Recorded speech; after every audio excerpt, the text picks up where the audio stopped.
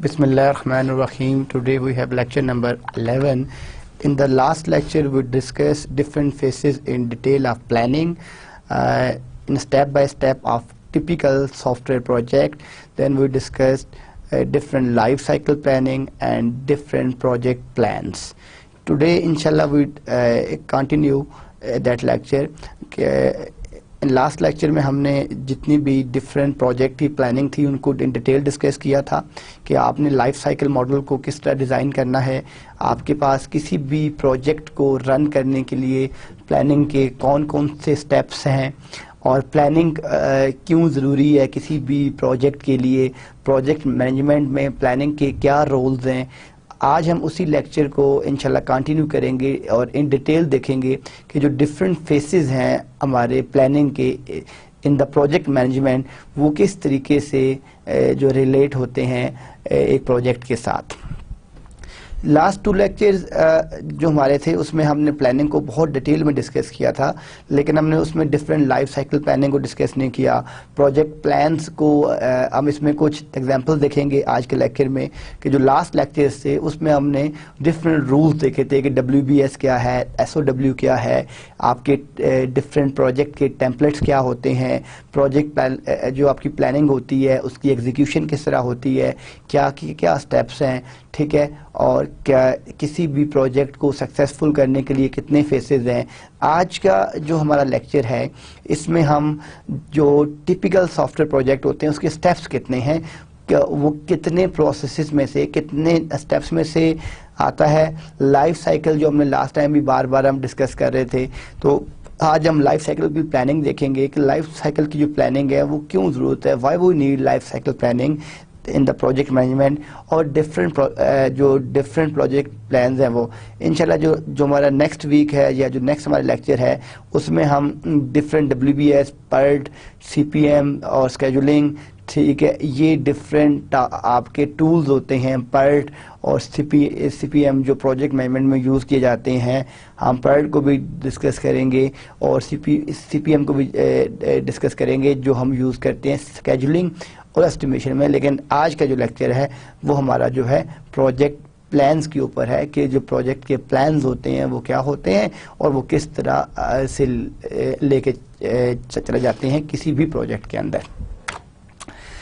Lecture 10 and 11 का मैं अगर आपको जो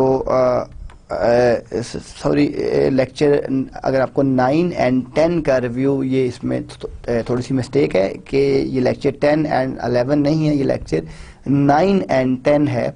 इसका अगर हम रिव्यू देखें तो इसमें हमने ये डिस्कस किया था कि PMI के फंडामेंटल्स क्या हैं, कि जो प्रोजेक्ट मैनेजमेंट इंस्टीट्यूट है उसके फंडामेंटल्स क्या हैं, PMI के डिफरेंट प्रोसेसेस क्या क्या हैं, प्रोजेक्ट की ऑर्गेनाइजेशन किस तरह होती है, किसी भी प्रोजेक्ट को ऑर्गेनाइज किस तरह किया जाता है, फंक्शनल और उसकी रिक्वायरमेंट कौन कौन सी होती हैं, और मैट्रिक्स ऑर्गेनाइजेशन क्या क्या होती हैं, इनिशियल डॉक्यूमेंट्स क्या होते हैं, SOW किस तरह बनाया जाता है, ठीक है। SOW के हमने 8 स्टेप्स लास्ट लेक्चर में जो है लेक्चर नंबर 10 में डिस्कस किए थे। SOW का हमने टेम्पलेट डिस्कस किया था, उसके स्टेप्स को डिस्कस किया था, प्रोजेक्ट चार्टर क्या होता है, और हमने डिफरेंट उसमें चीज़ें डिस्कस की थी। हमने ये अपने लेक्चर नंबर 10 में ये सारी चीज़ें हम डिस्कस कर चुके हैं। प्रोजेक्ट फेसेस के अंदर हम अभी स्टार्ट करते हैं कि जब भी आप किसी प्रोजेक्ट को स्टार्ट करते हैं तो जो उसके डिफरेंट फेसेस, हमने फर्स्ट लेक्चर में भी इनको थोड़ा सा देखा था, ठीक है। आज हम इसको इन डिटेल देखते हैं कि प्रोजेक्ट फेसेस के अंदर आपके पास सबसे पहले क्या है कि सॉफ्टवेयर का कंसेप्ट, कि वाई वी नीड सॉफ्टवेयर, कि अगर हम किसी चीज़ को कंप्यूटराइजेशन की तरफ जा रहे हैं तो why we need, what are the major requirements, what are the goals, what are the objectives, what are the benefits for that software. ये सारी चीज़ें हमें जब तक जो क्लियर नहीं होंगी हम तब तक किसी भी प्रोजेक्ट के जो है वो सॉफ्टवेयर डेवलपमेंट की तरफ नहीं जा सकते। तो जो आपके पास सॉफ्टवेयर कंसेप्ट्स हैं कि सबसे पहले अगर कि आपके पास अगर कोई प्रोजेक्ट है तो हमने उसमें लास्ट टाइम एक्सप्लोरेशन भी देखी थी और सिस्टम एक्सप्लोरेशन भी देखी थी कि एक अगर आपके पास प्रोजेक्ट है तो उसका सॉफ्टवेयर कंसेप्ट क्या है, उसका बैकग्राउंड क्या है, उसकी हिस्ट्री क्या है, प्रॉब्लम्स क्या क्या आ रहे हैं उस ऑर्गेनाइजेशन को कि वो उसको ऑटोमेट करने की तरफ जा रहे हैं। लाइक अगर आपके पास फॉर एग्जांपल एक आपकी अकाउंट्स कंपनी है, वहाँ अगर अकाउंट्स में जो है अगर जो है फ्रॉड हो रहा है या डिफरेंट आपके अकाउंट्स मिस्टेक्स हो रही हैं, तो हम कहते हैं जी हम एक इसको ऑटोमेट सिस्टम बना रहे हैं ताकि जो आपकी अकाउंटेबिलिटी है वो उसमें कोई एरर रेट आपका ज़ीरो हो जाए। तो इसीलिए हम जब भी कोई अपना सॉफ्टवेयर डिज़ाइन करते हैं तो उसके बैकएंड के ऊपर उसका एक कंसेप्ट होता है। उसके बाद हम अपनी रिक्वायरमेंट्स की तरफ चले जाते हैं। हम अपनी रिक्वायरमेंट एनालिसिस जो हम बहुत ही लास्ट 3 लेक्चर में मैंने बहुत डिटेल में आपको बार बार इस बात पे जोर देता रहा हूँ कि जो रिक्वायरमेंट एनालिसिस हैं उसके बगैर किसी भी प्रोजेक्ट का सक्सेसफुल हो ही नहीं सकता। अगर आपने रिक्वायरमेंट एनालिसिस ही गलत की है तो जो आपका प्रोजेक्ट है वो भी टूवर्ड्स फेलियर की तरफ जाएगा, क्योंकि without correct requirement analysis we can't make a good software. Then requirement analysis के बाद हम उसके आर्किटेक्चरल डिज़ाइन पे जाते हैं। आर्किटेक्चरल जो डिज़ाइन है वो बेस कर रहा होता है रिक्वायरमेंट के ऊपर, और जो आपका एनालिसिस होता है उसके ऊपर आप अपना एक आर्किटेक्चरल डिज़ाइन बनाते हैं कि इसका आर्किटेक्ट क्या होगा, इसका आर्किटेक्चरल डिज़ाइन क्या होगा। आर्किटेक्चरल डिज़ाइन के बाद फिर आप लोग चले जाते हैं हम लोग डिटेल डिज़ाइन के ऊपर कि उस सॉफ्टवेयर का जो डिटेल डिज़ाइन है हम उसको डिस्कस करते हैं कि डिटेल डिज़ाइन के कितने स्टेप्स होंगे, क्या क्या प्रोसीजर्स होंगे, डिटेल डिज़ाइन के अंदर प्रॉब्लम्स क्या क्या आ सकते हैं, इश्यूज़ क्या क्या हो सकते हैं।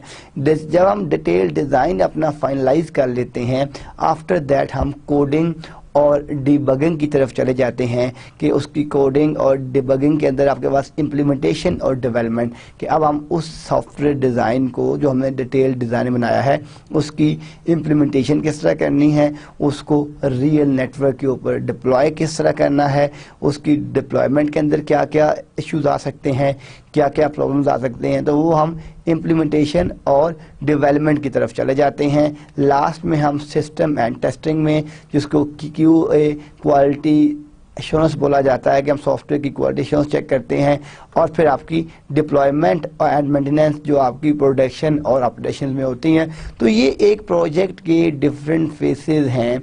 हम जब एक प्रोजेक्ट को रन कर रहे होते हैं तो जो उसके डिफरेंट फेसेस हैं कि सॉफ्टवेयर कंसेप्ट से आपकी रिक्वायरमेंट से आपका एनालिसिस से आपका डिज़ाइन से आपकी कोडिंग एंड डिबगिंग से आपकी सिस्टम टेस्टिंग से आपकी डिप्लॉयमेंट एंड मेंटेनेंस। ये जो आपके डिफरेंट फेसेस हैं ये सारे के सारे यूज़ होते हैं आपके किसी भी प्रोजेक्ट को एग्जीक्यूट करने के लिए, कि आपने स्टार्ट कहाँ से लेना है और आपने एंड कहाँ पे आना है।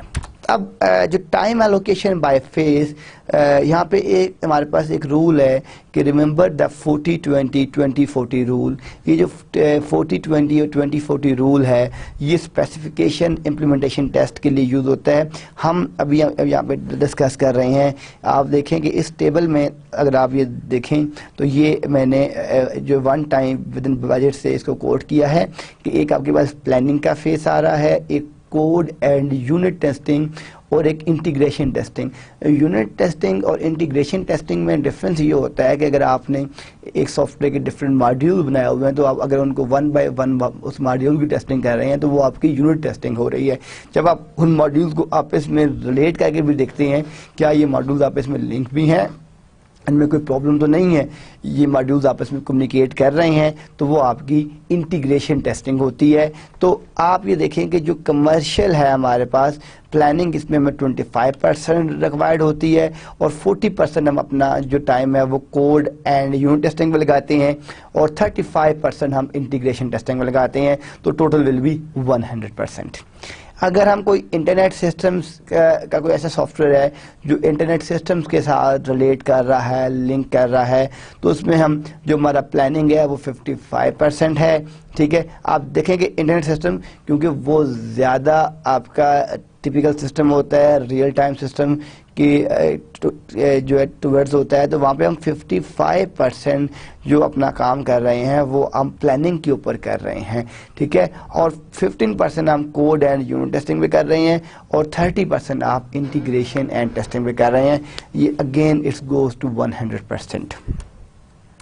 देन आपके पास रियल टाइम सिस्टम्स हैं, ठीक है। अब ये आपके जो रियल टाइम सिस्टम्स हैं, रियल टाइम सिस्टम में जो हमारी प्लानिंग है ये 35% हम अपनी प्लानिंग जो है इसके ऊपर 35% जो है वो हमारा जो काम होता है वो हम प्लानिंग के ऊपर कर रहे होते हैं। जो आपके रियल टाइम सिस्टम्स होते हैं, कोड एंड यूनिट टेस्टिंग में हम 25% काम कर रहे होते हैं। इंटीग्रेशन एंड टेस्ट में हम 40% काम कर रहे होते हैं। तो आप ये देखें कि रियल टाइम सिस्टम में आपके पास जो टोटल आ रहा है वो 100% आ रहा है। यानी ये जो आपके रियल टाइम सिस्टम में 35% planning, code and unit test आपकी 25% और इंटीग्रेशन एंड टेस्ट आपकी 40%। तो ये टोटल जो है ये आपके पास 100% आ रहा है। डिफेंस सिस्टम्स जो आपके मिलिट्री के लिए होते हैं, जो आपके डिफेंस सिस्टम्स हैं, इसमें जो आपके पास प्लानिंग है वो 40% है, जो कोड एंड यूनिट टेस्टिंग है वो 20% है, और जो इंटीग्रेशन एंड टेस्ट है वो आपके पास 40% है। तो अब ये देखें कि जो आपकी प्लानिंग है, जो आपके डिफेंस सिस्टम है, इसमें हम अपनी जो प्लानिंग कर रहे हैं वो 40%, जो कोड एंड यूनिट टेस्टिंग है वो हम 20%, और जो इंटीग्रेशन एंड टेस्ट है वो हम कर रहे हैं 40%।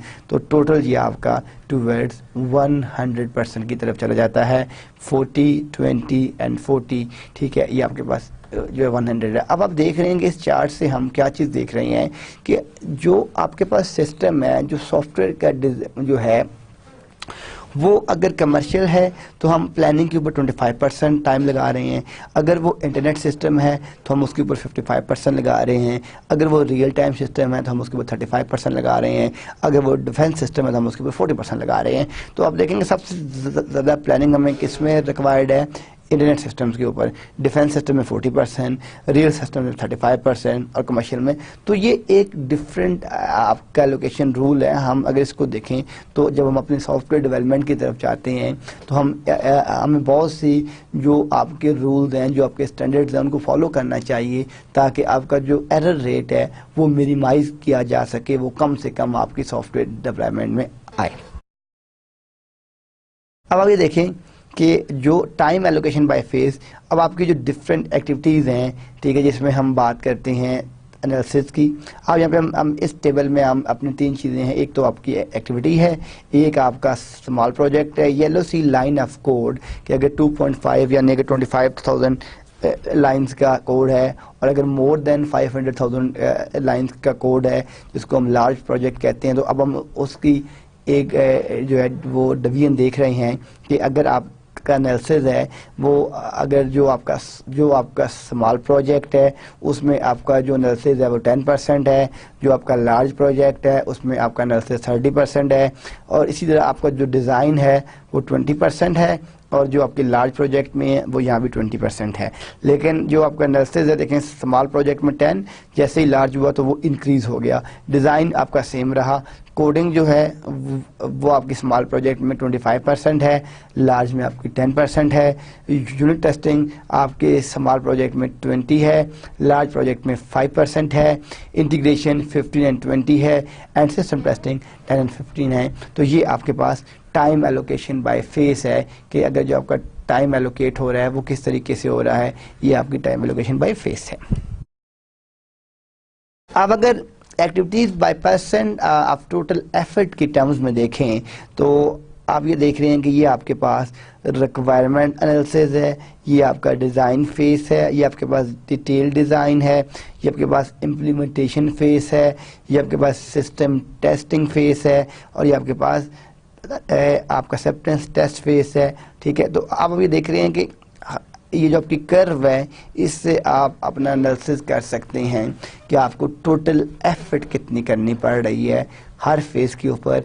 जो आपकी प्रैक्टिकल जो आपकी एफर्ट है उस फेज़ के ऊपर वो कितनी है, वो आपकी रिक्वायरमेंट में कितनी होगी, आपके डिज़ाइन में कितनी होगी, आपकी इम्प्लीमेंटेशन में कितनी होगी, आपकी सिस्टम में कितनी होगी। तो ये जो आपका ग्राफ आप ये देख रहे हैं, ठीक है, ये आप देख रहे हैं, ये सारे का सारा एरिया आपका रिक्वायरमेंट एनालिसिस का है, ये एरिया आपका डिज़ाइन का है, ये एरिया आपके पास इम्प्लीमेंटेशन का है, और ये एरिया आपका सिस्टम टेस्टिंग का है, और ये आपका अगर आपने उसको एक्सेप्ट कर ली है तो ये एरिया आपका एक्सेप्टेंस टेस्टिंग का है। अब आपके जो पोटेंशियल डिलीवरेबल्स बाय फेस हैं कि हर एक फेस के अंदर आपने जो आपके जो डिलीवरेबल्स हैं जो आपने डिलीवर करने हैं, ठीक है, अगर आप वो देखें तो हम यहाँ से फिर ये जो हमने लास्ट मॉडल देखा है, ठीक है, कि सॉफ्टवेयर कंसेप्ट में आपका कंसेप्ट डॉक्यूमेंट आ जाता है, आपका स्टेटमेंट ऑफ वर्क आ जाता है जिसको हम SOW कहते हैं, प्रोजेक्ट का चार्टर आ जाता है, RFP stand for request for proposal जो है वो आपका आ जाता है। रिक्वायरमेंट के अंदर आपका रिक्वायरमेंट डॉक्यूमेंट जो सॉफ्टवेयर रिक्वायरमेंट्स जिसको हम कहते हैं SRS सॉफ्टवेयर रिक्वायरमेंट स्पेसिफिकेशन वो आ जाती हैं। WBS आ जाता है, आपका वर्क ब्रेकडाउन स्ट्रक्चर आ जाता है, ठीक है। जो आपका एनालिसिस है इसके अंदर आपकी फंक्शनल स्पेसिफिकेशन है और आपके पास ERD एंटिटी रिलेशन डायग्राम आ जाती है और फिर आपके पास डाटा फ्लो डायग्राम है। ये आपके पास सारे का सारा जो है ये आपका एनालिसिस फेज में आता है। डिज़ाइन फेज में आपके पास डिटेल डिज़ाइन स्पेसिफिकेशन है, आपके ऑब्जेक्ट की डिफरेंट डायग्राम्स हैं आपकी और आपका डिटेल डेटा मॉडल है, ये आपका डिज़ाइन फेज में आ जाता है। कोडिंग एंड डिबगिंग फेज के अंदर आपके डिफरेंट कोडिंग के स्टैंडर्ड्स हैं, आपका वर्किंग कोड है, आपकी यूनिट टेस्टिंग है, ये आपके पास कोडिंग और डिबगिंग में आ जाता है। सिस्टम टेस्टिंग के अंदर आप अपनी जितनी भी इंटीग्रेटेड मॉड्यूल्स हैं जो आपने इंटीग्रेट किए हैं अपने मॉड्यूल वो सारे के सारे उसमें आते हैं। आपके जितनी भी एप्लीकेशंस जो आपने टेस्ट की हैं वो सारी उसमें आती हैं। और डिप्लॉयमेंट के अंदर मेंटेनेंस, आपकी डिप्लॉयड एप्लीकेशन और आपकी पोस्ट परफॉर्मेंस हमने कल देखा था। प्री और पोस्ट हमने प्री डेवलपमेंट भी देखी थी हमने लास्ट लेक्चर में और पोस्ट डेवलपमेंट भी हमने देखी थी और डेवलपमेंट भी हमने देखी थी जो हमारा लेक्चर नंबर 10 था। तो आप अब ये देख रहे हैं कि ये आपका ये जिसके आपको क्या क्या चीज़ें रिक्वायर्ड हैं कि सॉफ्टवेयर डेवलपमेंट प्लान में आपको पूरा प्लान चाहिए कि भाई आपने एक सॉफ्टवेयर स्टार्ट करना है, कहाँ से स्टार्ट लेंगे, एंड क्या है, ठीक है, बेसलाइन प्रोजेक्ट प्लान क्या है, ठीक है, क्वालिटी एश्योरेंस आप उसको क्वालिटी चेक कैसे करेंगे कि जो आप अपना सॉफ्टवेयर डिज़ाइन कर रहे हैं, ठीक है, वो क्या आपकी एक सर्टेन लेवल के ऊपर ठीक भी है कि नहीं है, ठीक है, आप उसका क्वालिटी एश्योरेंस प्लान किस तरह देखेंगे, उसका कॉन्फ़िगरेशन मैनेजमेंट का उसका जो प्लान किस तरह होगा, उसका रिस्क मैनेजमेंट प्लान आपने किस तरह चेक करना है। फिर आपके पास इंटीग्रेशन प्लान है, आपके पास डिटेल एक्सक्यूट टेस्ट प्लान है, एक्सक्यूट टेस्ट केसेस हैं, तो फिर आपकी यूज़र की डॉक्यूमेंटेशन है, ट्रेनिंग प्लान है, सपोर्ट प्लान है। तो ये सारी चीज़ें आपकी डिलीवरेबल्स में आती हैं जो आप हर फेज में डिलीवर कर रहे होते हैं अपने एंड क्लाइंट को। अब आपके पास कंसेप्ट जो एक्सप्लोरेशन है, the why phase not a mandatory formal phase sometime called the pre project phase. Pre project phase ये होता है कि जिसमें आप अपनी सारी बेस लाइन जो है, जैसा हमने इसमें डिस्कस किया है कि जो आपके पास बेस लाइन प्रोजेक्ट प्लान है वो आपकी सारी की सारी जो है प्री प्रोजेक्ट फेज में हम करते हैं। Collecting project ideas, project justification, ठीक है, क्या ROI जो है रिटर्न ऑफ इन्वेस्टमेंट, ठीक है, कि आपका जो उस कॉस्ट लगा रहे हैं आपको रिटर्न क्या आएगा ऑफ दैट इन्वेस्टमेंट, ROI, ठीक है, return of investment, cost benefit analysis कि आप उसका कास्ट बेनिफिट एनालिसिस किस तरह करेंगे, प्रोजेक्ट पोर्टफोलियो मैट्रिक्स किस तरह बनाएंगे। ये सारी की सारी चीज़ें जो आपके पास कंसेप्ट एक्सप्लोरेशन है, ये सारी की सारी चीज़ें आपकी कंसेप्ट एक्सप्लोरेशन में आ जाती हैं, जिसमें हम कास्ट बेनिफिट एनालिसिस करते हैं, उसका पोर्टफोलियो मैट्रिक्स डिस्कस करते हैं और एस्टिमेशन अपनी करते हैं। पॉसिबल इंक्लूड्स ठीक है, प्रोक्योरमेंट मैनेजमेंट के जो आपकी प्रोक्योरमेंट होती है, जो आप चीज़ें बाय कर रहे होते हैं, जो आपके रिक्वेस्ट फॉर प्रपोजल्स हैं, आपने वेंडर कौन सा सिलेक्ट करना है, वेंडर सिलेक्शन का हमने क्राइटेरिया लास्ट टाइम डिस्कस किया था लेक्चर नंबर 6 या 7 में। कंट्रैक्ट मैनेजमेंट क्या होती है ये भी हम डिस्कस कर चुके हैं, ठीक है, कंट्रैक्ट मैनेजमेंट किस तरह की जाती है, क्या क्या स्टेप्स आपको देखने चाहिए कंट्रैक्ट मैनेजमेंट में, ये हम सारी चीज़ें अपनी लास्ट लेक्चर आई थिंक 6 या 7 में हम डिस्कस कर चुके हैं। Gathering the initial team including project manager if not already on board, अगर आपका प्रोजेक्ट मैनेजर नहीं ऑन बोर्ड तो उसकी सिलेक्शन किस तरह है। आइडेंटिफाई द प्रोजेक्ट्स, आपका स्पॉन्सर कौन है।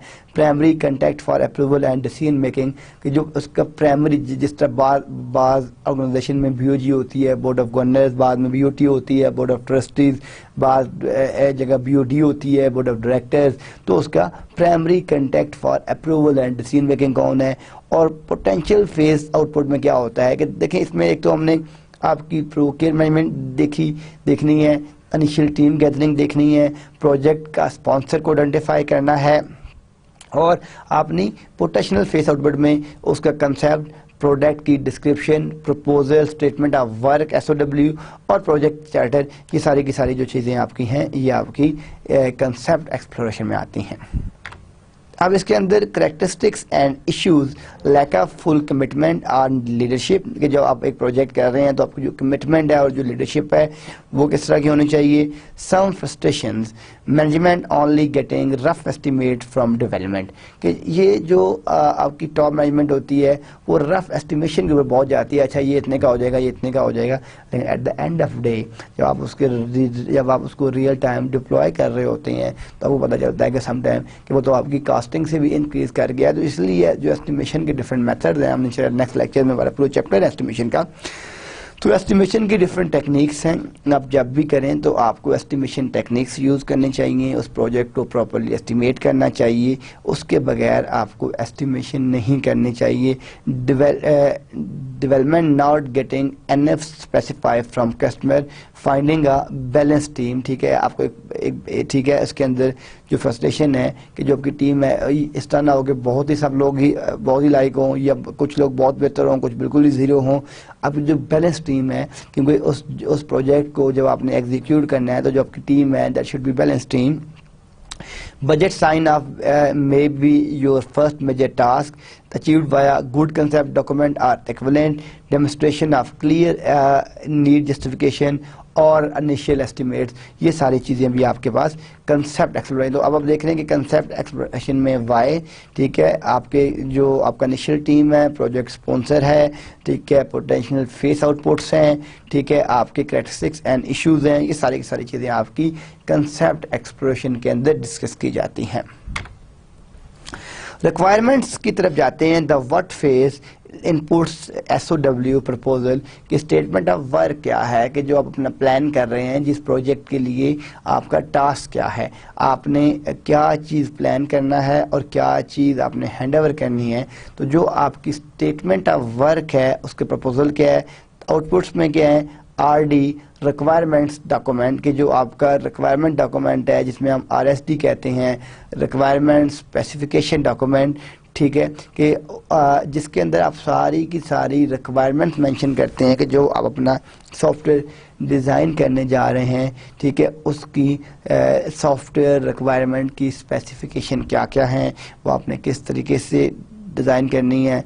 फर्स्ट प्रोजेक्ट बेसलाइन, उसकी बेसलाइन आपने किस तरह डिज़ाइन करनी है, ठीक है। सॉफ्टवेयर प्रोजेक्ट मैनेजमेंट प्लान, जिसको हम SPMP कहते हैं, सॉफ्टवेयर प्रोजेक्ट मैनेजमेंट प्लान, ठीक है, जो आपका SPMP है, ठीक है, इसके अंदर क्या आपके पास एक प्रोजेक्ट है, आपने उसको मैनेज कैसे करना है, ठीक है, उसके कितने स्टेप्स हैं, तो वो आप उसको इंफॉर्मेशन गैदरिंग से लेकर जो एंड तक लेके जाते हैं वो सारे के सारा आपके, उसको हम कहते हैं SPMP। जिस तरह हमने कहा था कि PMP वो PMP सर्टिफिकेशन थी, प्रोजेक्ट ठीक है, प्रोजेक्ट मैनेजमेंट प्रोफेशनल। ये SPMP जो है ये सॉफ्टवेयर प्रोजेक्ट मैनेजमेंट प्लान है कि उस पूरे सॉफ्टवेयर को, ठीक है, इनिशियल फेसेस से लेकर, ठीक है, आप मेंटेनेंस तक जब जाते हैं तो कितने फेसेस हैं, उसको डिप्लॉय किस तरह करना है, सारी चीज़ें आप अपने मेंशन करते हैं SPMP में करते हैं।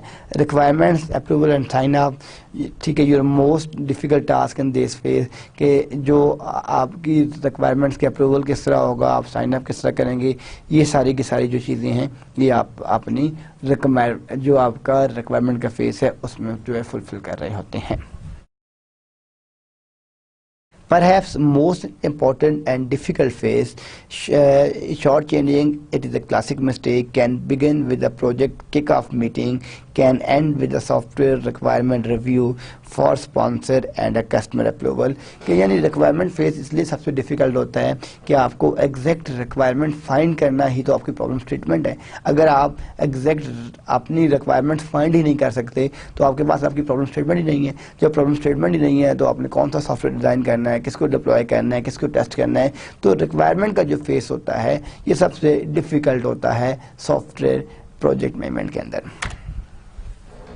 Y are requirement so important, ठीक है, यहाँ पे फिर वही क्वेश्चन आपका रेज हो रहा है कि why are requirement so important, कि जो आपकी रिक्वायरमेंट्स हैं वो इतनी इम्पॉर्टेंट क्यों हैं। आप ये देखें कि अगर आप ये देखें क्योंकि रिक्वायरमेंट के ऊपर पूरे का पूरा आपकी बिल्डिंग बन रही है, आपका पूरा सॉफ्टवेयर बन रहा है।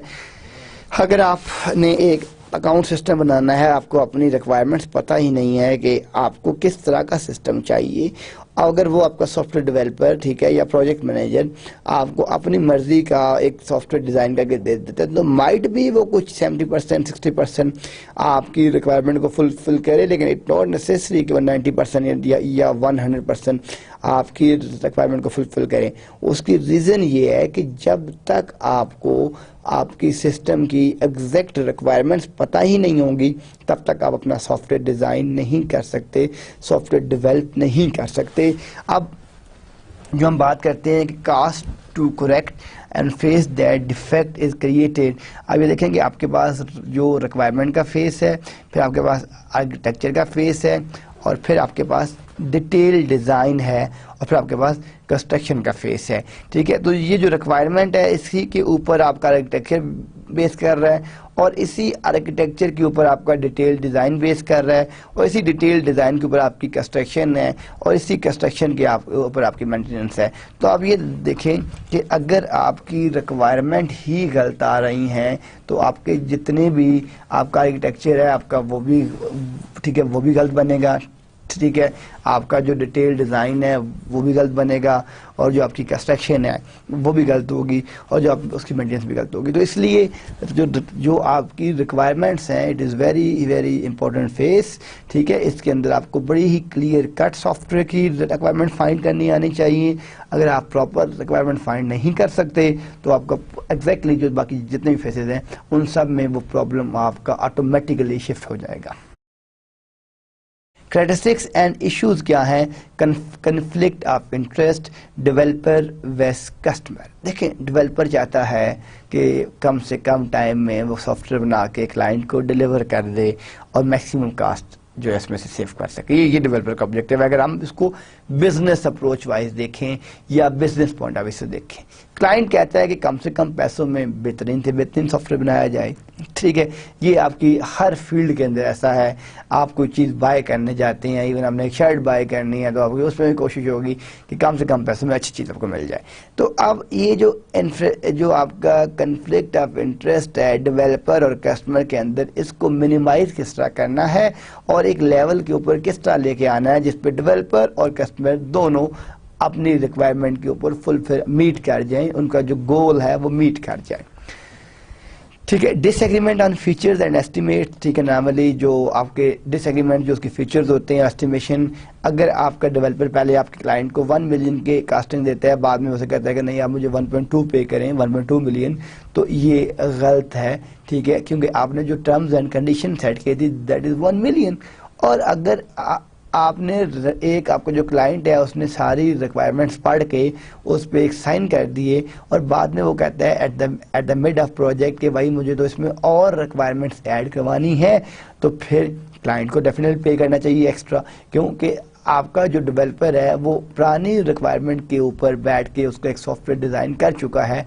अब अगर वो चेंज करेगा तो सारी की सारी मेजर चेंजेस फिर से करनी पड़ेंगी। तो ये चीज़ें, और specially in fix price contract जिसमें फिक्स प्राइस कॉन्ट्रैक्ट होते हैं जिसको हम लमसम कहते हैं कि लाइक 2 मिलियन 3 मिलियन 4 मिलियन, ठीक है। तो और मैं ये वही पॉइंट जो भी मैंने पहले आपसे डिस्कस किया कि फ्रिक्वेंट चेंजेस, अगर आपका क्लाइंट हर 1 महीने बाद आ जाता है और कहता है 2 चीज़ें ये ऐड कर दें, 2 चीज़ें ये ऐड कर दें, तो होगा क्या कि आप उसको कभी भी इन टाइम प्रोजेक्ट डिलीवर नहीं कर सकें कि, और आपकी जो कॉस्टिंग की एस्टिमेशन है वो ऑटोमेटिकली रॉन्ग हो जाएगी, क्योंकि आप टाइम जब आप 1-2 मंथ लगा के उसकी रिक्वायरमेंट को फाइनल करते हैं, वो उस टाइम फिर आ जाता है, आपको फिर नहीं देता है रिक्वायरमेंट, आप फिर से शुरू कर देते हैं उसका डिज़ाइन। तो जब तक आपकी रिक्वायरमेंट प्रॉपर नहीं होंगी तो project planning occurs in parallel, जब तक आपकी रिक्वायरमेंट फाइनलाइज नहीं होंगी आपका प्रोजेक्ट भी फाइनलाइज नहीं हो सकता।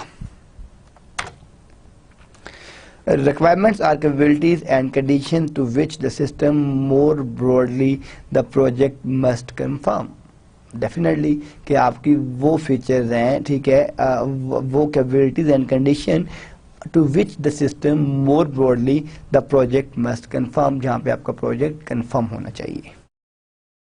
अब आपके पास टाइप्स ऑफ रिक्वायरमेंट्स 2 टाइप्स होती हैं आपकी रिक्वायरमेंट्स की, एक फंक्शनल होती हैं और एक आपकी नॉन फंक्शनल होती हैं।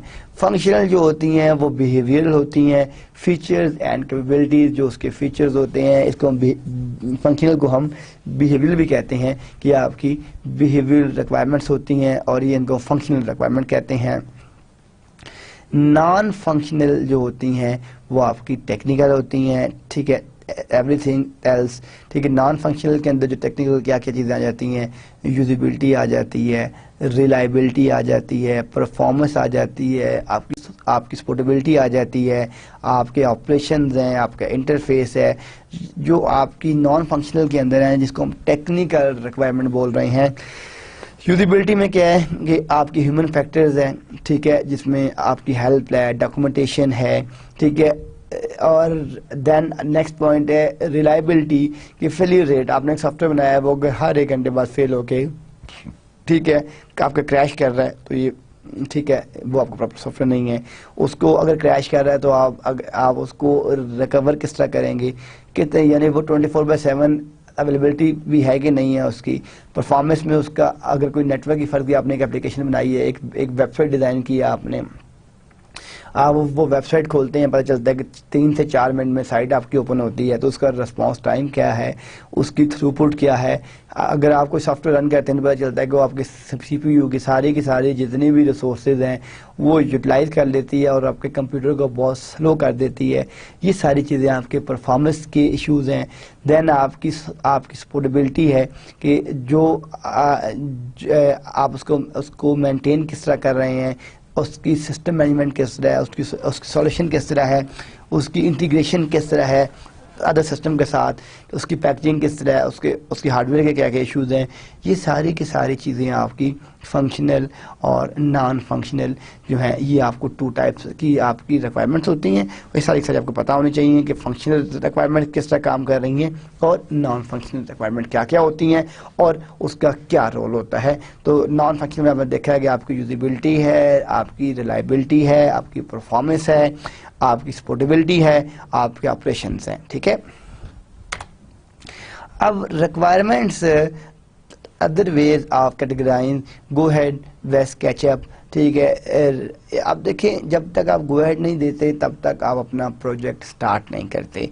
बैकवर्ड लुकिंग और फॉरवर्ड लुकिंग अब क्या होती है कि जो है बैकवर्ड क्या है कि address issues with previous version के, जो आपके पास 2 तरह की होती है कि बैकवर्ड लुकिंग वो होती है कि जो आपके प्रॉब्लम्स आ रहे हैं, जो आपने जो आपका लास्ट वर्जन था उसमें से आपने फाइंड आउट किए। और फॉरवर्ड में क्या है, anticipating future needs of customer, कि फॉरवर्ड के अंदर कि अब आपका जो क्लाइंट है उसको फ्यूचर में क्या क्या चीज़ें चाहिए, उस सॉफ्टवेयर को और बेहतर किस तरह किया जा सकता है। मस्ट बी प्रायोरिटाइज्ड, ठीक है, must have, should have, could have, nice to have, इसको हम NTH कहते हैं, nice to have. Must be approved, अगर वो सारी आपकी रिक्वायरमेंट ठीक है तो आप उसको अप्रूवल देंगे और उसको नेक्स्ट फेज में लेके जाएंगे। अर्ली फेज मीटिंग्स में project kick off meetings, project brainstorming, हमने लास्ट टाइम 3-4 टेक्निक्स पढ़ी थी ब्रेनस्टॉर्मिंग की, और जिसमें हम अपना WBS से हमने डिस्कस किया था, वर्क ब्रेकडाउन स्ट्रक्चर को डिस्कस किया था कि प्रोजेक्ट ब्रेनस्टॉर्मिंग क्या है कि आपके गोल्स क्लियर हो, आपका स्कोप पता हो, आपके एजम्पशंस क्या हैं, आपकी एस्टिमेशन क्या है, और वर्क ब्रेकडाउन जो स्ट्रक्चर है उसकी मीटिंग कि आपके प्रोजेक्ट के कितने मॉड्यूल्स होंगे, उस पर टाइम कितना लगेगा, उसकी स्केजुलिंग किस तरह की है आपने, ठीक है, उसकी इंटीग्रेशन किस तरह होगी, उसमें कौन कौन सी रिसोर्सेज चाहिए, मेन पावर कितनी चाहिए, ठीक है, किसका उसमें कितना रोल है, ये सारी चीज़ें आपकी जो हैं वो इन मीटिंग्स में डिफाइन होती हैं और फाइनलाइज होती हैं। एनालिसिस एंड डिज़ाइन में the how face input requirement document, देखें जो इनपुट्स हैं वो तो जो आपका एनालिसिस और डिज़ाइन है वो आपका रिक्वायरमेंट डॉक्यूमेंट है, और आउटपुट्स में आपके पास क्या क्या चीज़ें आती हैं, फंक्शनल स्पेसिफिकेशन आती हैं, डिटेल डिज़ाइन डॉक्यूमेंट आपके पास आता है, यूज़र इंटरफेस की स्पेसिफिकेशन आती है, डाटा मॉडल्स आते हैं, आपके prototyping can also be done with major requirements, update plan आता है जिसको आप इम्प्रूव और एस्टिमेट कर सकते हैं। ये सारी चीज़ें आपकी एनालिसिस और डिज़ाइन के फेस में आपके पास आती हैं। टॉप लेवल डिज़ाइन और डिटेल्ड डिज़ाइन में हम जो बात करते हैं कि and with the critical design review, जिसको CDR कहा जाता है। ये जो CDR है ये आपके पास एक क्रिटिकल डिज़ाइन रिव्यू है जिसमें आप उस सारे डिज़ाइन को क्रिटिकली देखते हैं, जिसमें उसकी बजट, टाइम, एस्टिमेशन, रिक्वायरमेंट्स, उसके एडवांटेजेस, डिसएडवांटेजेस, ये जितनी चीज़ें हैं ये आप अपनी CDR में देखते हैं, फार्मल साइन ऑफ करते हैं। Can also include earlier preliminary design review, जिसको एक आपके पास PDR होता है और आपके पास CDR होता है। जो आपका CDR है ये आपका क्रिटिकल डिज़ाइन रिव्यू है, और जब आपका PDR है ये आपका प्रीलिमिनरी डिज़ाइन आपका रिव्यू है, ठीक है। इन दोनों में इसमें आपका हाई लेवल डिज़ाइन डिस्कस होता है और उसके अंदर आपका क्रिटिकल डिज़ाइन हम डिस्कस करते हैं। इसके करैक्टरिस्टिक्स एंड इश्यूज क्या क्या हैं कि टीम स्ट्रक्चर, आपकी असाइनमेंट्स को किस तरह फाइनलाइज करना है, delays due to different requirement changes, new information are late. मैं आपको बताया कि जब तक आप अपनी रिक्वायरमेंट्स को ऐड इन करते जाएंगे प्रोजेक्ट डिले होता जाएगा, कॉस्टिंग इंक्रीज होती जाएगी। Issues around personal responsibilities, unfeasible requirement, technical complexity, resource issues, ये सारी की सारी जब आप अपना एनालिसिस एंड डिज़ाइन कर रहे हैं तो ये सारी की सारी चीज़ें आपको पहले से काउंटर करके रखनी चाहिए कि क्या क्या आपके प्रोजेक्ट में ये इश्यूज ना आए।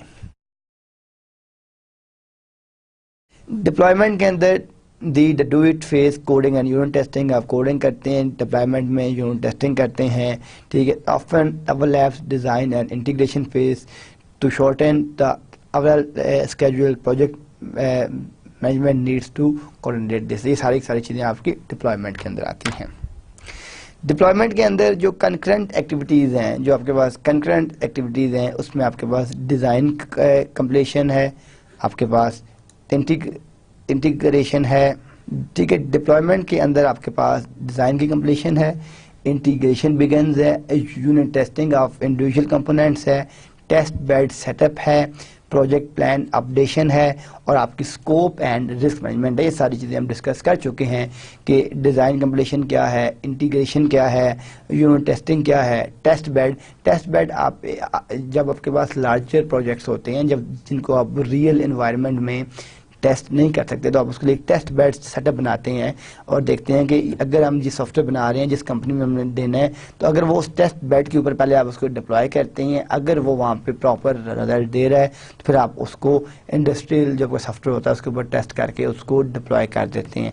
और अगर वो आपको वहाँ पे सक्सेसफुल रिजल्ट नहीं दे रहा है तो फिर आप उसको टेस्ट जो है उसको डिप्लॉय नहीं करते, ठीक है। प्रोजेक्ट प्लान की अपडेशन है और स्कोप एंड रिस्क मैनेजमेंट है, ये सारी की सारी चीज़ें आपकी डिप्लॉयमेंट फेसेस के अंदर आती हैं। डिप्लॉयमेंट के जो करैक्टरिस्टिक्स हैं और जो इश्यूज हैं, प्रेशर इंक्रीजेस, ठीक है, स्टाफिंग एट हाईएस्ट लेवल, ठीक है। और इश्यूज क्या हैं कि लास्ट मिनट चेंजेस, अगर आपके पास बिल्कुल लास्ट मिनट का चीज़ को यूँ चेंज कर दें तो आपका सारा का सारा प्लान आपको पता है कि सॉफ्टवेयर के अंदर क्या होगा।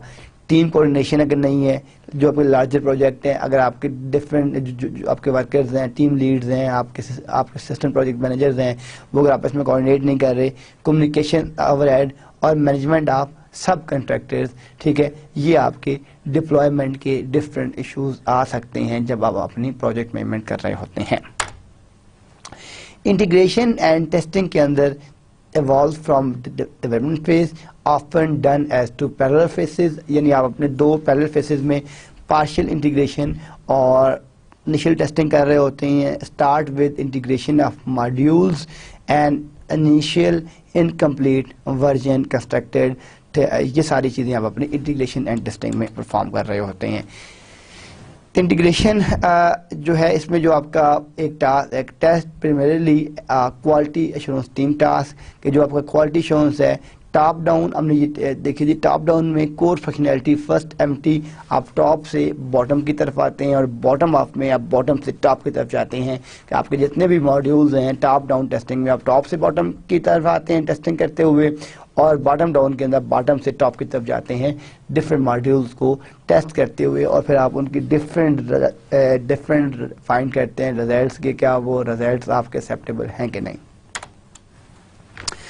इंटीग्रेशन टेस्टिंग में आपके पास यानी इंटीग्रेशन टेस्टिंग आपकी ब्लैक और वाइट बॉक्स टेस्टिंग होती है, ठीक है, ये आपने सॉफ्टवेयर इंजीनियरिंग पढ़ी होगी कि वाइट बॉक्स टेस्टिंग कहाँ होती है, ब्लैक बॉक्स टेस्टिंग क्या होती है, लोड एंड स्ट्रेस टेस्टिंग होती है, अल्फा एंड बीटा टेस्टिंग होती है, और आपके पास एक एक्सेप्टेंस टेस्टिंग होती है जो फाइनल लेवल होता है कि क्या इसको आपने एक्सेप्ट भी करना है कि नहीं करना, ठीक है, ये जो आपका सॉफ्टवेयर है ये आप इसको एक्सेप्ट करेंगे कि नहीं करेंगे। और बाकी एक्टिविटीज आपकी बजटिंग है, रिस्क मैनेजमेंट है, ट्रेनिंग है, इंस्टॉलेशन है, प्रिपरेशन है, टीम के साथ कोऑर्डिनेशन है, ये सारी की सारी चीज़ें आप अपनी इंटीग्रेशन और टेस्टिंग में लिख रहे होते हैं।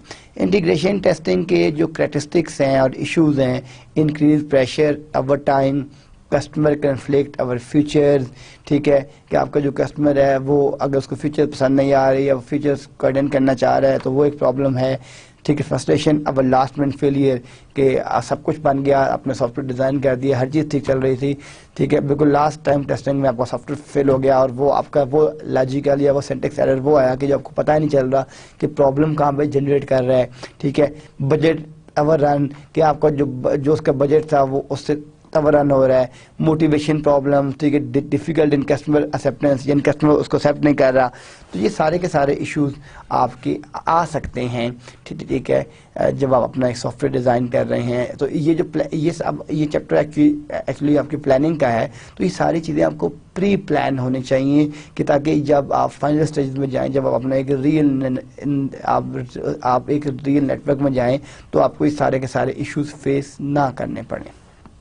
डिप्लॉयमेंट एंड मेंटेनेंस, ठीक है, installation depends on system type कि जो आपकी इंस्टॉलेशन है, ठीक है, वो आपकी वेब बेस्ड होगी, आप उसको सीधी से करेंगे, इन हाउस करेंगे, ठीक है, किस तरीके से करेंगे, अगर उसमें कोई प्रॉब्लम आता है तो आप उस सिस्टम को रिमोटली उनको सर्विसेज देंगे, ठीक करके देंगे, ऑन साइट देंगे, टेलीफोनिक देंगे, किस तरह की मेंटेनेंस का आपके साथ उनका एग्रीमेंट साइन हुआ है, वो मेंटेनेंस जितनी भी चीज़ें हैं वो सारी की सारी आप उस कंपनी को देंगे कि जो आपके मेंटेनेंस फीचर्स के अंदर आती हैं, वो सारी सारी जितनी भी चीज़ें हैं वो सारी की सारी आप अपनी कंपनी को देंगे जो आपने उनके साथ पहले एक RFP साइन किया हुआ है। माइग्रेशन स्ट्रेटजी क्या है, हाउ टू गेट कस्टमर आप ऑन द सिस्टम, अब कस्टमर आपके जो हैं वो सिस्टम पे किस तरह यूज़ करेंगे। Deployment typically in your project plan के जो आपका प्रोजेक्ट प्लान था, ठीक है, उसमें अगर आपने मेंटेनेंस शामिल ही नहीं की तो फिर भी आपके लिए एक प्रॉब्लम है। तो ये सारी चीज़ें आप जो आपका प्लानिंग फेस है उसके मेंटेनेंस के अंदर क्या होते हैं, फिक्स डिफेक्ट्स, जो आपके एरर्स आ रहे हैं, जो आपके बग्स आ रहे हैं, उन तमाम को आपने किस तरीके से फिक्स करना है, उसमें फीचर्स आपने किस तरीके से ऐड करने हैं, उसकी परफॉर्मेंस आपने किस तरीके से इम्प्रूव करनी है। Configuration control is very important here. Document need to be maintained. Also, sometime a single team maintain multiple projects. बाद जब आप अपनी प्रोजेक्ट मैनेजमेंट कर रहे होते हैं तो आपकी मल्टीपल ग्रुप्स होने चाहिए, ठीक है, टेस्टिंग के लिए अलग टीम होनी चाहिए, क्वालिटी एश्योरेंस के लिए अलग टीम होनी चाहिए, ठीक है, डिप्लॉयमेंट की अलग टीम होनी चाहिए, क्योंकि अगर एक ही टीम मल्टीपल टास्क कर रही होगी तो जो परफॉर्मेंस होगी, ठीक है, वो आपकी पूर हो जाएगी, टाइम डिले इंक्रीज हो जाएगा, प्रॉब्लम ज़्यादा इंक्रीज हो जाएंगी। तो प्लानिंग करते वक्त आपको ये भी देखना चाहिए कि आपके पास आपकी रिसोर्सेज कितनी हैं। जब तक आपके पास अगर कम रिसोर्सेज हैं, चाहे in the terms of hardware, software, man power, तो आप अपना एक सक्सेसफुल प्रोजेक्ट प्लान करके, डिज़ाइन करके, उसको डिप्लॉय करके टेस्ट नहीं कर सकते। अब आपके पास जो डिप्लॉयमेंट और मेंटेनेंस के इश्यूज हैं, ठीक है, उसके अंदर आपके पास क्विक फिक्सेस, इनसफिशिएंट बजट, ठीक है, आपका बजट कम है, टू मैनी पैचेस, आप हर एक हफ्ते बाद एक नई अपडेट निकाल रहे हैं कि जी अब इस बग में आपका ये बग आ गया, आप इसको ये कर दें। तो इस तरह क्लाइंट आपका सेटिस्फाई नहीं होगा। जब आप टेस्टिंग करते हैं, यूनिट और इंटीग्रेशन टेस्टिंग, तो उसमें आपके कोशिश करेंगे जितने भी एरर्स आ रहे हैं उन तमाम एरर्स को रेक्टिफाई किया जाए और उनको करेक्ट करके फिर नेक्स्ट फेज पे जाया जाए। जब तक आप करेक्शन नहीं करेंगे तो आपके जो है वो बार बार जब आपके मल्टीपल पैचेस आएंगे तो ये भी आपकी बेहतर सॉफ्टवेयर प्लानिंग नहीं थी। ठीक है जी। लास्ट में जो आपकी स्टैटिकली रिग्रेशन टेस्टिंग होती है, ये आपकी जो है ये प्रेफरेबली थ्रू ऑटोमेटेड टूल्स, ठीक है, ये आपकी स्टैटिस्टिकल टेक्निक है जो हम अपनी टेस्टिंग के लिए यूज़ करते हैं। तो ये नॉर्मली हम इसके लिए अपने ऑटोमेटेड टूल यूज़ करते हैं सॉफ्टवेयर टेस्टिंग के लिए और डिप्लॉयमेंट के लिए। अब हम नेक्स्ट टॉपिक की तरफ जाते हैं, लाइफ साइकिल प्लानिंग की तरफ। लास्ट टाइम भी हम इसको पढ़ते आ रहे हैं कि लाइफ साइकिल क्या है, लाइफ साइकिल क्या है, तो आज भी हम इसको डिटेल में देखते हैं कि लाइफ साइकिल मैनेजमेंट और SDLC, ठीक है, ये आपके पास जब भी आप एक लाइफ साइकिल मॉडल बनाते हैं, greatly influence your chance of success, कि आपका जो प्रोजेक्ट है उसका जो सक्सेस रेट है वो लाइफ साइकिल प्लानिंग पे बहुत ज़्यादा बेस करता है। Not choosing a life cycle is a bad option, ठीक है, अगर आप लाइफ साइकिल चूज नहीं करें तो it's a bad option. 3 primary life cycle model components, के किसी भी लाइफ साइकिल मॉडल के जो प्राइमरी कंपोनेंट्स हैं उसमें फेसेस एंड देयर ऑर्डर, ये उसके कितने फेसेस होंगे और किस ऑर्डर से आप उसको डिप्लॉय करेंगे, ठीक है, फर्स्ट फेज में क्या होगा, सेकंड फेज में क्या होगा, थर्ड फेज में क्या होगा। तो जो उसके डिफरेंट उसके ऑर्डर्स हैं, जो फेसेस हैं, वो intermediate product of each phase, her phase की जो इंटरमीडिएट जो आपकी आ रही हैं प्रोडक्ट्स वो क्या हैं, और review used in each phase, कि हर फेज को कंप्लीट करने के बाद जो आपने क्रिटिकल रिव्यू किया है वो किस तरह का किया है। तो लाइफ साइकिल प्लानिंग में ये 3 स्टेप्स बहुत ही ज़्यादा आपके जो लेवल्स हैं, आपके कंपोनेंट्स हैं, बहुत ही ज़्यादा इंपॉर्टेंट है किसी भी प्रोजेक्ट को सक्सेसफुल करने के लिए। Different projects require different approaches, ठीक है, देखें आपके पास एक सॉफ्टवेयर का प्रोजेक्ट है, उसकी अप्रोच कुछ हो रही होगी, एक डेटाबेस का है, एक वेब पोर्टल का है, ठीक है, एक आपके पास इंटरनेट सिस्टम आपने डेवलप करना है, एक आपके पास डिस्ट्रीब्यूटेड एप्लीकेशन है, एक आपके पास रियल टाइम एप्लीकेशन है। तो हर प्रोजेक्ट को डिज़ाइन करने के लिए आपको डिफरेंट अप्रोचेज रिक्वायर्ड होती हैं और आप उनको यूज़ करते हैं कंप्लीट करने के लिए। You do not need to know all model by name, अगर आप तमाम मॉडल्स और नेम को भी याद रखें तो वो भी पॉसिबल नहीं है। You should know how that if given a certain scenario what sort of SDLC would be appropriate, कि जो आपकी लाइफ साइकिल मैनेजमेंट है, अगर आपको कोई सर्टेन सिनेरियो दिया जाता है, आपको कहा जाता है कि आपने एक इस तरह का एनवायरनमेंट के लिए सॉफ्टवेयर बनाना चाहिए, तो आपको पता होना चाहिए, you should know how that if given a certain scenario what sort of SDLC would be appropriate, कि अगर आपके पास एक डिस्ट्रीब्यूटेड एप्लीकेशन है, आपके पास एक रियल टाइम की एप्लीकेशन है, तो आप उसमें कौन सा SDLC को जो है वो उसके लिए अप्रोप्रिएट होगा उसको रन करने के लिए। There are more than covered here, life cycle is not a design, modelling और डायग्राम, ठीक है, यहाँ पे इस चीज़ को अच्छी तरह क्लियर कर लें। Life cycle is not a design, वो एक डिज़ाइन नहीं है, मॉडलिंग और डायग्रामिंग टेक्निक, ठीक है, यानी वो एक ठीक है द सेम टेक्निक जो आपकी यूएमएल होती है, ठीक है, यूनिफाइड मॉडलिंग लैंग्वेज होती हैं, data flow diagram, DFD etcetera can be used with multiple life cycle. तो ये जो आपका कंसेप्ट है कि life cycle is not a design, modelling और डायग्रामिंग technique, the same technique UML DFD can be used with multiple life cycles, यानी जो आपकी UML है, DFD है, ये आपकी multiple life cycles के लिए यूज की जा सकती है। अब हम डिफरेंट मॉडल को देखते हैं। प्योर वाटरफॉल जो है ये लीनियर सीक्वेंस ऑफ फेसेस पे करता है। Pure model no phases overlap, इसमें कोई फेसेस की ओवरलैपिंग नहीं होती। डॉक्यूमेंट ड्राइवन है, all planning done up front, जितनी भी प्लानिंग होती है वो अप फ्रंट हम करते हैं, ये आपकी प्योर वाटरफॉल में होता है। Waterfall risk, why does the waterfall model invite risk? अब वाटरफॉल मॉडल में रिस्क क्यों आता है? Integration and testing occur at the end, जो इंटीग्रेशन और टेस्टिंग होती है वो सबसे लास्ट में होती है। Often anyone's first chance to see the program, ठीक है, नॉर्मली क्या होता है कि सबको, ठीक है, often anyone first chance see the program, ठीक है। तो वाटरफॉल मॉडल में जो इंटीग्रेशन और टेस्टिंग होती है वो आपकी सबसे एंड पे होती है। Pure waterfall model work well for project with. अब प्योर वाटरफॉल मॉडल आप कहाँ कहाँ यूज करेंगे, किन केस सिनेरियो में आप जो है यूज करेंगे pure waterfall model? Work will for project with stable product definition, well understood technologies, जहाँ पे आपके पास प्रोडक्ट डेफिनेशन आपकी जो है वो आपकी स्टेबल है, आपको बार बार चेंज नहीं हो रही, ठीक है। वेल आपको टेक्नोलॉजीज अच्छी तरीके से अंडरस्टूडेबल हैं। Quality constraint stronger than cost and schedule, जो आपकी क्वालिटी कंस्ट्रेंट्स हैं, ठीक है, जो आपका क्यूए है वो स्ट्रॉन्गर है, कास्ट और आपके स्केड्यूलिंग, वो कास्ट और स्केड्यूलिंग से ज़्यादा आपने उसको अपने टॉप पे रखा हुआ है। Technical weak staff provide structure good for overseas project. तो इन केसेस के ऊपर जो है वो हम प्योर वाटरफॉल मॉडल यूज़ कर सकते हैं, डिप्लॉय कर सकते हैं। प्योर वाटरफॉल मॉडल के जो डिसएडवांटेजेस हैं, नॉट फ्लेक्सिबल, एक तो ये फ्लेक्सिबल नहीं है, rigid March from start finish, ठीक है, ये आप बार बार इसमें चेंजेस नहीं ला सकते।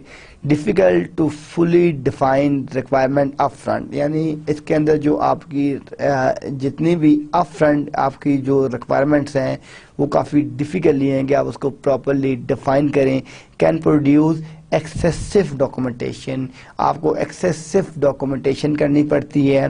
Few visible sign of program until the end, ठीक है, जब तक आप एंड तक नहीं जाते तो ठीक है, फ्यू विजिबल साइन आपको होते हैं प्रोग्राम अंटिल द एंड। तो ये आपके डिसएडवांटेजेस हैं। आपको पता होना चाहिए कि प्योर वाटरफॉल मॉडल कहाँ यूज़ करना चाहिए, उसके एडवांटेजेस क्या क्या हैं, और प्योर वाटरफॉल मॉडल के डिसएडवांटेजेस की क्या है। जब आप अपने सॉफ्टवेयर की प्लानिंग कर रहे हैं, सॉफ्टवेयर को डिज़ाइन कर रहे हैं, तो उस टाइम पे ये आपको सारे मॉडल्स का पता होना चाहिए, ठीक है, क्योंकि सारी टेक्निक सॉफ्टवेयर इंजीनियरिंग की टेक्निक्स हैं, ठीक है। अगर आपके बीइंग अ प्रोजेक्ट मैनेजर, अगर आपको ये तमाम जितने भी मॉडल्स हैं इनके एडवांटेजेस और डिसएडवांटेजेस नहीं पता होंगे, तो बीइंग अ प्रोजेक्ट मैनेजर जब आपने एक प्रोजेक्ट रन करना है तो आपको पता ही नहीं होगा कि आपने किन किन केस सिनेरियो में आपके लिए कौन सा मॉडल फिट इन होगा, कौन सा मॉडल बेहतर है, ठीक है। तो वो चीज़ डिज़ाइन करने के लिए, फाइंड करने के लिए, जब तक आपको प्रोजेक्ट मैनेजमेंट में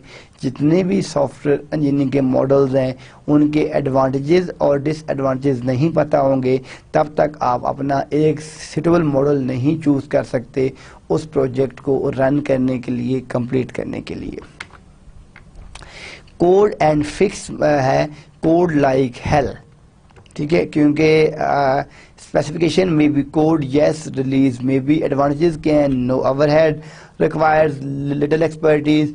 डिसएडवांटेजेस क्या है? नो प्रोसेस, क्वालिटी कंट्रोल नहीं है, हाईली रिस्की है, सुटेबल फॉर प्रोटोटाइप और थ्रू हवेज। तो ये नॉर्मली आपके पास जो प्रोटोटाइपिंग, देखें कोडिंग जो है और इसको जो कोड एंड फिक्स मॉडल है, देखें कोड के अंदर आप जब भी कर रहे होते हैं वन बाय वन तमाम चीज़ों को कोड लिख रहे होते हैं, उसको एग्जीक्यूट कर रहे होते हैं, तो इसके कुछ एडवांटेजेस हैं। एडवांटेज क्या है कि नो ओवरहेड, इसका कोई ओवरहेड नहीं है, रिक्वायर्स लिटिल एक्सपर्टीज, थोड़ी सी आपको एक्सपर्टीज चाहिए। डिसएडवांटेजेस क्या क्या है? No process management, no quality control और हाईली रिस्की है ये। तो ये आपके पास कोड एंड फिक्स के अंदर है। अब आपके पास जो आपका स्पाइरल मॉडल आ जाता है, ये आप सॉफ्टवेयर इंजीनियरिंग में भी यूज़ करते रहे हैं। इस मॉडल के अंदर आप देखें कि आप क्या कर रहे हैं कि सबसे पहले आप प्लान नेक्स्ट, आप ये देख रहे हैं कि ये आपके पास जो पार्टीशन है, यहाँ पे हम कह रहे हैं कि ये प्लानिंग है, ये डिटरमाइन ऑब्जेक्टिव्स, ठीक है, अल्टरनेटिव कंस्ट्रेंट्स आ रहे हैं, ये आप उसको किस तरीके से इवेलुएट कर रहे हैं, अल्टरनेटिव्स क्या क्या हैं, इसको आप किस तरीके से आइडेंटिफाई कर रहे हैं, और आपकी नेम रेजोल्यूशन किस तरीके से हो रही है। अब आपके पास जो आपकी प्लानिंग है कि प्लानिंग फेज के अंदर जो है आप देख रहे हैं कि आपके पास इंटीग्रेशन एंड टेस्टिंग प्लानिंग है, देन आपके पास डेवलपमेंट का प्लान है, और फिर आपके पास एक लाइफ साइकिल प्लान है, और उस लाइफ साइकिल प्लान को आप इंटीग्रेट किस तरीके से करते हैं इंटीग्रेशन के साथ और लाइफ साइकिलिंग के साथ। अब आप ये देखें कि जो आपके पास लाइफ साइकिल का प्लान है, ठीक है, और जो आपका ये आपके डिफरेंट फेसेस हैं, यहाँ पे आप अपनी इम्प्लीमेंटेशन कर रहे हैं, ठीक है, इसको, ठीक है, आप उसको एक्सेप्ट कर रहे हैं, आपकी यूनिट टेस्टिंग है, आपकी कोड टेस्टिंग है, आपकी डिटेल डिज़ाइन है, आपके बेंचमार्क्स हैं, ठीक है। तो आप ये देख रहे हैं कि आपने क्या किया कि डिटरमाइन, ठीक है, ये आप spiral model, waterfall model, incremental model, ठीक है, आइटरेटिव मॉडल, ठीक है, pure waterfall model, code and fix model, ये सारी चीज़ें आप सॉफ्टवेयर इंजीनियरिंग में डिस्कस कर चुके हैं। अगर नहीं की तो आपको दोबारा जाके एक दफ़ा इनको रिव्यू ज़रूर करें सॉफ्टवेयर इंजीनियरिंग की बुक से, बिकॉज कि जब तक यहाँ पे हमने देखनी है कि प्रोजेक्ट मैनेजमेंट को हम डिस्कस कर रहे हैं, सॉफ्टवेयर प्रोजेक्ट मैनेजमेंट को। अगर आपको इन मॉडल्स की डिटेल नहीं पता होगी तो आपको ये पता ही नहीं होगा कि आपने किस एरिए में कौन सा मॉडल जो है वो आपने डिप्लॉय करना है और कैसे डिप्लॉय करना है। तो यहाँ पे आप देख रहे हैं कि यहाँ पे फिर आप उसको इवेलुएट कर रहे हैं, अल्टरनेटिव उसको आइडेंटिफाई कर रहे हैं उन रिस्क को, फिर आप उन पे उसको डेवलप कर रहे हैं, वेरीफाई नेक्स्ट लेवल। तो आप ये देख रहे हैं कि अगर आप यहाँ से देखें तो ये आपके पास रिस्क एनालिसिस है, ऑपरेशनल प्रोटोटाइपिंग है, ठीक है, डिटेल डिज़ाइन आ रहा है, आपकी कोडिंग आ रही है, आपकी यूनिट टेस्टिंग आ रही है, आपकी इंटीग्रेशन टेस्टिंग आ रही है, आप की एक्सेप्टेंस टेस्टिंग आ रही है, आपकी इम्प्लीमेंटेशन आ रही है।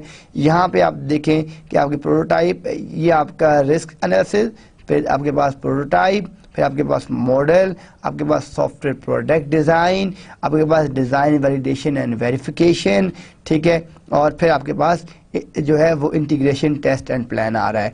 फिर आपके पास रिस्क एनालिसिस आ रहा है, प्रोटोटाइपिंग आ रही है, एमुलेशंस आ रही हैं, सॉफ्टवेयर की रिक्वायरमेंट्स आ रही हैं, और आपकी रिक्वायरमेंट की वैलिडेशन हो रही है, और डेवलपमेंट प्लान आ रहा है, ठीक है। आपके पास इसमें रिस्क आ रहा है, प्रोटोटाइप मॉडल 1 है, कंसेप्ट ऑफ ऑपरेशन है, और ये आपके पास एक जो है ये आपका रिक्वायरमेंट प्लान है, लाइफ साइकिल प्लान है। तो आप ये देखेंगे इस तरीके से ये पूरे का पूरा आपका एक स्पाइरल मॉडल है कि ये आपका इस तरीके से आप देख रहे हैं कि ये आपका किस तरीके से मूव कर रहा है एक रियल सॉफ्टवेयर डिज़ाइन मॉडल के अंदर। तो जो आपका स्पाइरल मॉडल है, जो आपके ये डिफरेंट मॉडल्स हैं, इन तमाम के कोई भी मॉडल आपका फिक्स नहीं है। आप किसी भी मॉडल को ये नहीं कह सकते कि ये जो सॉफ्टवेयर मॉडल है ये बेस्ट है। हर एक के अपने ड्रॉबैक्स हैं, ठीक है, और हर एक के अपने बेनिफिट्स हैं। तो जो आपके पास जो आपका स्पाइरल मॉडल है, ये हमने इसकी वर्किंग देखी। अब स्पाइरल मॉडल के अंदर क्या क्या है, रिस्क, ये किस चीज़ पे एम्फेसिस कर रहा है, रिस्क एनालिसिस पे एंड मैनेजमेंट पे इन ईच फेज के डिफरेंट फेसेस में आप देख रहे हैं कि जो रिस्क एनालिसिस है ये उसके ऊपर बेस कर रहा है और उसको मैनेजमेंट के ऊपर फेस कर रहा है। A series of mini project, ठीक है, each addresses a set of risk, हर एक में जो डिफरेंट टाइप के रिस्क आ सकते हैं उसको बता रहा है कि ठीक है, जो आपका स्टार्ट स्मॉल, देन उसके अंदर जो आपके रिस्क आ रहे हैं उनको एक्सप्लोर कर रहा है, then prototyping, then planning, then उसको वो किस तरह रिपीट कर रहा है, अर्लियर आइट्रेशन आर चीपेस्ट, ठीक है, जो शुरू की आइट्रेशन है वो चीपेस्ट हैं। Number of spiral is variable, वो फिक्स हैं, वो 2.5 नहीं हो सकते, 3.6 नहीं हो सकते, वो 1 2 3 4 5 होंगे। Last setup steps are waterfall like, last उसके स्टेप्स हैं वो जिस तरह का आपका वाटरफॉल है वो उस तरीके से हैं। इसके एडवांटेजेस और डिसएडवांटेजेस क्या क्या हैं, can be combined with other model. जो आपके पास आपका स्पाइरल मॉडल है आप इसको कंबाइन कर सकते हैं जो बाकी आपके वाटरफॉल मॉडल हैं, कोड एंड फिक्स है, ठीक है, आपका इंक्रीमेंटल मॉडल है, ठीक है, आपका आइटरेटिव मॉडल है। इन डिफरेंट मॉडल के साथ आप इसको फिक्स कर सकते हैं, कंबाइन करके इसको रन कर सकते हैं, इसको डिप्लॉय कर सकते हैं। As cost increase risk decreases, यूं यूं कास्टिंग इसमें इंक्रीजिंग हो आप करते हैं आपका रिस्क डिक्रीज, जितने लेवल्स आप बढ़ाते जाएंगे आपकी कास्टिंग, तो आप अगर इस मॉडल में देखें तो यूं यूं आपके लेवल्स, ये 1 है 2 है 3 है 4 है, तो यूं यूं आपके levels, number of levels increase होते जा रहे हैं तो रिस्क डिक्रीज हो रहा है, क्योंकि हर लेवल के अंदर आप काउंटर कर रहे हैं उसके एरर्स के, उसके प्रॉब्लम्स को, उसके इश्यूज को, तो जो रिस्क है वो आपका डिक्रीज हो रहा है। Risk orientation provide earlier warning, कि ठीक है आपको वार्निंग्स मिल जाती हैं हर फेज के बाद इसके अंदर क्या प्रॉब्लम्स हैं। ये तो हुए इसके एडवांटेजेस।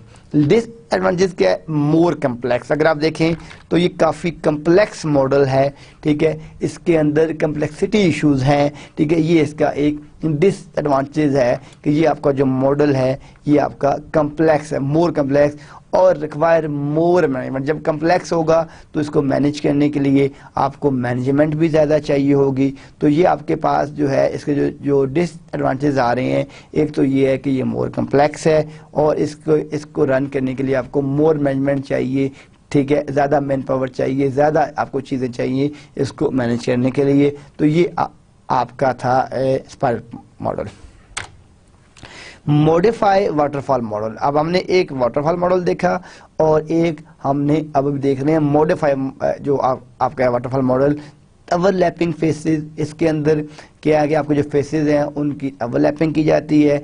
इसके एडवांटेजेस और डिसएडवांटेजेस क्या हैं जो मॉडिफाई वाटरफॉल आपका वाटरफॉल है, ठीक है, इसके एडवांटेजेस क्या हैं कि रिड्यूस ओवरऑल स्केड्यूलिंग, जो आपकी टाइमिंग है उसको ये रिड्यूस कर देता है पूरे प्रोजेक्ट की। रिड्यूस डॉक्यूमेंटेशन, जो आपकी डॉक्यूमेंटेशन है उसको रिड्यूस कर देता है। वर्क्स विल इफ, ठीक है, इफ पर्सनल कंटिन्यूटी, यानी ये वहाँ पे ज़्यादा बेहतर तरीके से काम कर रहा होता है। और डिसएडवांटेजेस क्या क्या है मॉडिफाई वाटरफॉल मॉडल के, माइलस्टोन मोर एम्बिगुअस, ठीक है, जो माइलस्टोन्स हैं, ठीक है, प्रोग्रेस ट्रैकिंग मोर डिफ़िकल्ट, कि जो आपकी प्रोग्रेस है उसकी अगर आपने ट्रैकिंग करना है तो वो आपके लिए ज़्यादा डिफ़िकल्ट है। और communication can be more difficult, ये इसके ड्रॉबैक्स हैं। तो जो आज का हमारा लेक्चर था इसमें हमने अपनी प्लानिंग को डिस्कस किया और अभी हम नेक्स्ट लेक्चर, जो उसके बाद वाली आपका जो नेक्स्ट लेक्चर होगा उसमें भी हम इस लेक्चर को कंटिन्यू करेंगे। आज के लेक्चर के लिए यहाँ तक हम इसको यहाँ पे एंड करेंगे। इंशाअल्लाह ताला नेक्स्ट लेक्चर भी हम जो है वो अपनी इसी लेक्चर को कंटिन्यू करेंगे टूवर्ड्स प्लानिंग के सॉफ्टवेयर प्रोजेक्ट मैनेजमेंट के अंदर प्लानिंग किस तरह की जाती है और उसको किस तरीके से बेहतर डिज़ाइन की तरफ हम लेके जा सकते हैं। तो तब तक के लिए अल्लाह हाफ़िज़। इंशाअल्लाह हम नेक्स्ट लेक्चर में इसको कंटिन्यू करेंगे।